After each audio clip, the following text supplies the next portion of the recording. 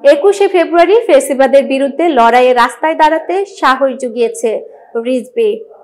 বিএনপির জ্যেষ্ঠ যুগ্ম মহাসচিব রুহুল কবির রিজভী বলেছেন, যদি আবার কখনো ফ্যাসিজমের উত্থান ঘটে, কোনো ধরনের ডিরেক্টরের উত্থান ঘটে, 21 ফেব্রুয়ারি এদেশের দামাল ছেলেদের, এদেশের মানুষদের আবারও রাজপথের লড়াইয়ে নামতে উদ্বুদ্ধ করবে।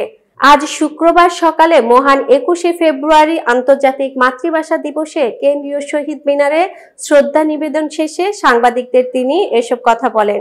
আজ সকাল 8টার কিছু পর শহীদ বেদিতে পুষ্পস্তবক অর্পণ করে শ্রদ্ধা নিবেদন করে বিএনপি।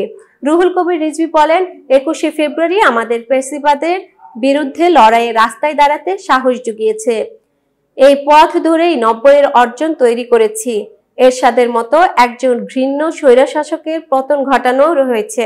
এরই পথ ধরে এক ভয়ঙ্কর ফ্যাসিস্ট শেখ হাসিনা যে 17 বছর জনগণের কাঁধের উপর অত্যাচার করে রাষ্ট্র ক্ষমতা দখলে ছিলেন, সেই রক্তপিপাসু আওয়ামী ফ্যাসিবাদের জননী শেখ হাসিনা পালিয়ে যেতে বাধ্য হয় 2024 সালের 5 আগস্ট।